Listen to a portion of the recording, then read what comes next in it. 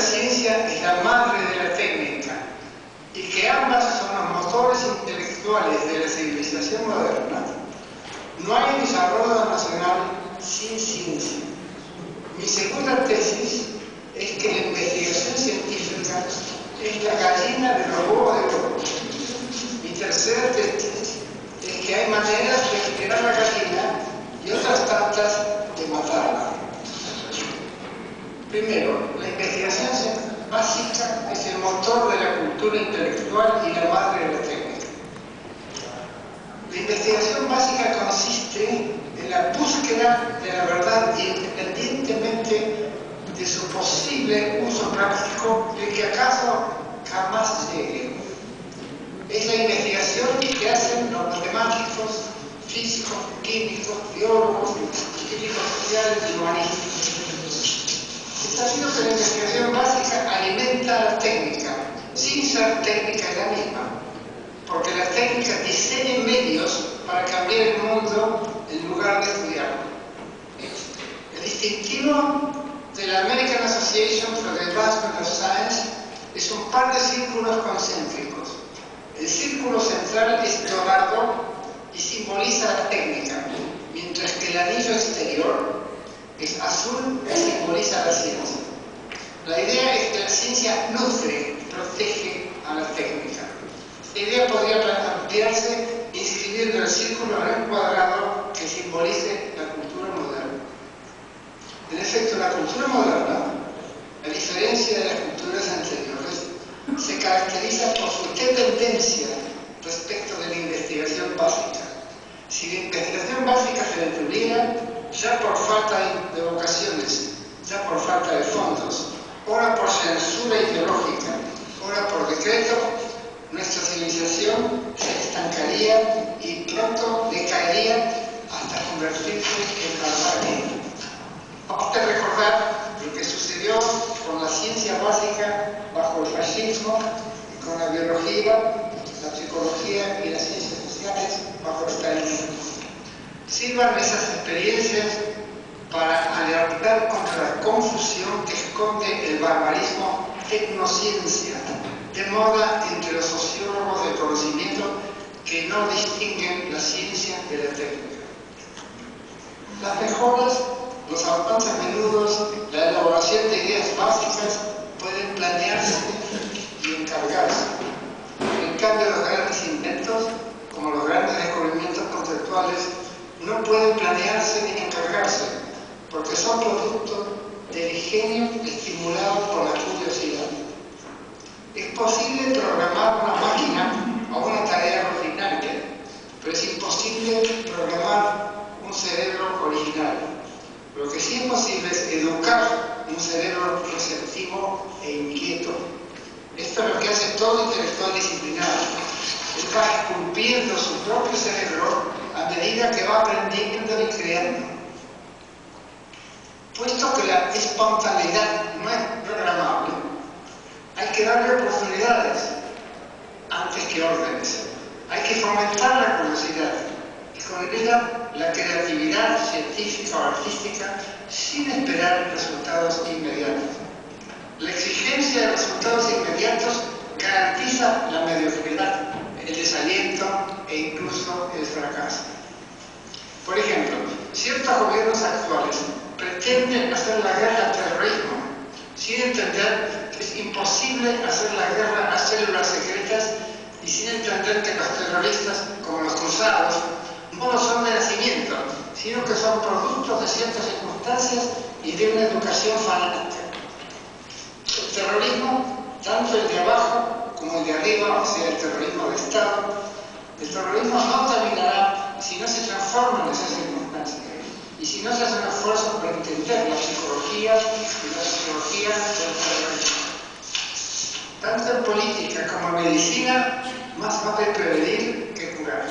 Y cuando se trata de curar, hay que buscar y emplear remedios eficaces en lugar de grasa de culebra. Y eso requiere investigación seria, antes que receta ideológica. A su vez, los resultados de la investigación se hacen esperar. Siempre hay que esperar para cosechar frutos. sean comestibles, sean conceptuales. Por ejemplo, Apolonio describió las sesiones cónicas unos 200 años antes de nuestra era, pero nadie las usó con provecho hasta que Galileo las empleó la parábola para describir las trayectorias de las bandas y Kepler empleó la elipse para describir las trayectorias de los planetas. Transcurrieron, pues, casi 18 siglos entre la investigación matemática y sus primeras aplicaciones. Hay café instantáneo, pero no puede haber fruto instantáneo del café tónico. Las investigaciones desinteresadas de Ampère y Faraday no rindieron frutos prácticos, sino cuando Joseph Henry inventó el motor eléctrico. Las ecuaciones de Maxwell y las mediciones de Hertz solo sirvieron para entender el electromagnetismo, hasta que Marconi las usó para inventar la radio. Thomson, el descubridor del electrón, no pudo anticipar la industria electrónica. Rutherford, el padre de la física nuclear, quien trabajó en esta Universidad McGill entre 1895 y 1905, Rutherford nunca creyó que sus trabajos darían lugar a la ingeniería nuclear en las plantas nucleares. Otro ejemplo, los inventores de la física cuántica no soñaron que ella serviría para diseñar ordenadores y con ellas un nuevo sector poderoso de la industria. Crick y Watson no previeron la emergencia de poderosas firmas biotécnicas pocas décadas después de anunciar la estructura del ADN. La unión de la ciencia con la técnica es tan íntima que no se pueden mantener facultades de ingeniería nuclear sin el concurso de departamentos de matemática, física, química, biología y psicología. Por ejemplo, el bioingeniero que se ocupa de diseñar prótesis tiene que aprender bastante anatomía y fisiología humana. Y el experto en administración de empresas tiene que aprender bastante psicología, sociología y economía. La historia de la ciencia y de la técnica sugieren algunas moralejas de interés para quien quiera que se interese en políticas culturales. Y aquí 3 moralejas. Primera, es deseable fomentar la ciencia básica no solo para enriquecer la cultura, sino también para nutrir la técnica y con ella la economía y el Estado. Segunda moraleja, puesto que el conocimiento humano es un sistema en el que todo componente interactúa con otros constituyentes, es preciso fomentar todas las ramas de la cultura intelectual, así como promover la construcción de puentes entre dichas ramas.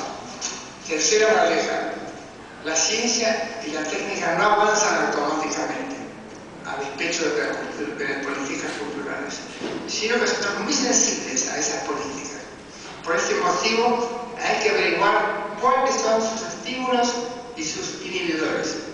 Empecemos por estos últimos, por los inhibidores. Sugiero que los principales enemigos de la ciencia básica son los siguientes. Primero, mala enseñanza de la ciencia. Enseñanza autoritaria, tatista, memorista y tediosa, sobre todo tediosa. Segundo, educadores y administradores miopes que ignoran que no se puede descuidar ninguna rama importante del conocimiento porque todas estas ramas interactúan entre sí, por lo cual las especialidades estrellas son imposibles. Tercer enemigo, pragmatismo, utilitarismo, creencia de que se puede conseguir huevos sin crear gallinas. Los gobiernos norteamericanos más retrógrados recortaron los subsidios a la investigación en ciencias sociales, pero conservaron o aumentaron los subsidios a las ciencias naturales. Se estima que cerca de la mitad de los aumentos sensacionales de la productividad industrial norteamericana ocurridos desde la última guerra se deben a que los gastos en investigación básica ascienden al 3% del Producto Interno Bruto, o sea, unas 10 veces lo que gasta un país latinoamericano promedio. Cuarto enemigo, neoliberalismo y el conocimiento consiguiente debilitamiento de las organizaciones estatales, en particular las universidades nacionales. El ejemplo canadiense es elocuente. El gobierno conservador de la década de los 80 detectó que los científicos tendrían que buscar fondos en el sector privado.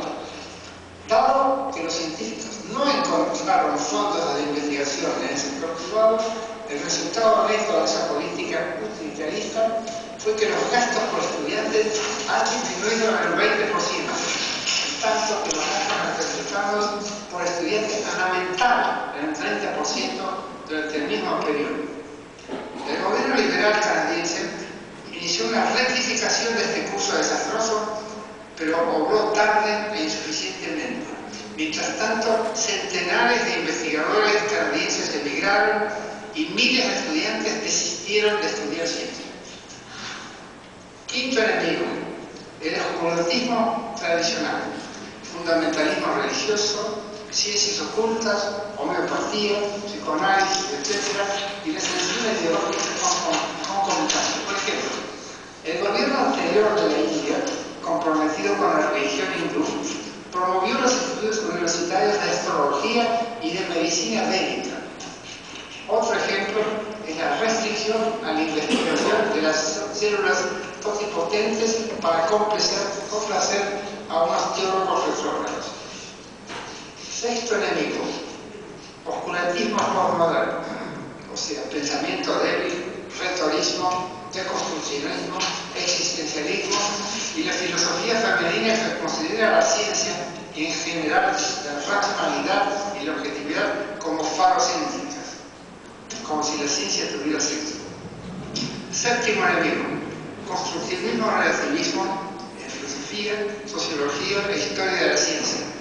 Doctrina que niega la posibilidad de hallar verdades objetivas e imagina trampas políticas tras los teoremas más inocentes, con lo cual desanima la búsqueda de la verdad, lo que a su vez empobrece al discurso. Dejemos ahora estas reflexiones de audición pesimistas y veamos qué puede hacerse para promover la búsqueda de la verdad por la verdad. Propongo que una manera de promover el avance del conocimiento básico es adoptar, elaborar y poner en práctica las medidas siguientes. Primera, enseñar la ciencia y enseñarla mejor, en todos los niveles, así como contar museos y espectáculos científicos. Emular las innovaciones en el enseñanza de la ciencia introducidas por el biólogo chileno Dr. Jorge Allende. Segundo, aumentar los subsidios a la investigación básica, particularmente en los sectores más descuidados. Tercero, formar más doctores en ciencias, enviando becarios al exterior si no hay quien forme en el país.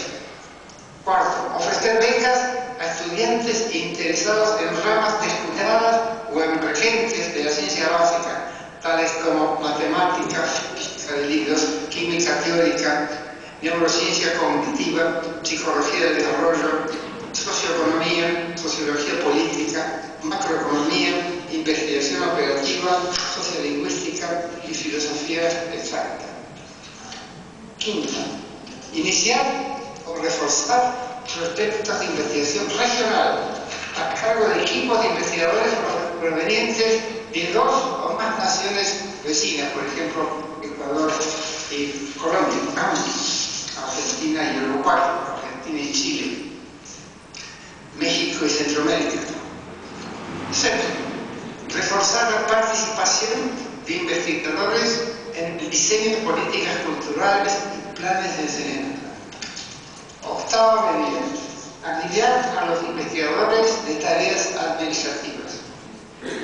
Noveno, denunciar las imposturas intelectuales, tales como el creacionismo científico y las medicinas alternativas. Fomentar, en cambio, el pensamiento crítico, el debate racional y la divulgación científica. Décima medida, resistir el movimiento de privatización de las universidades nacionales. Las funciones específicas de la universidad son producir y difundir conocimiento, no hacer dinero. Por consiguiente, la universidad debe seguir siendo dirigida por académicos, no por empresarios, burócratas ni comisarios. Termino. De todos los sistemas que constituyen una sociedad, el sistema cultural es el más vulnerable a los choques económicos y políticos. Por esto, es el sistema social que hay que manejar con mayor cuidado y alimentar con mayor dedicación, sin esperar otros rendimientos inmediatos que su propio enriquecimiento. Dada la centralidad de la ciencia en la cultura y la economía modernas, es aconsejable adoptar la política del gobierno surcoreano. Cuando la economía surcoreana entró en crisis a su diseño, en lugar de recortar los subsidios a la investigación básica, el gobierno surcoreano resolvió incrementarlos hasta alcanzar el 5% del Producto Interno Bruto. El resultado está a la vista. La producción científica surcoreana sobrepasa hoy día a la India, pese a que la ciencia india empezó un siglo antes de la coreana. No es que el dinero genere ciencia, sino que sin dinero la ciencia la enriquece. Quien quiera comer huevos, que alimente su gallina. Y quien desee preservar una buena reflexión, deberá enriquecerla, porque la permanencia solo se consigue a fuerza de cambio.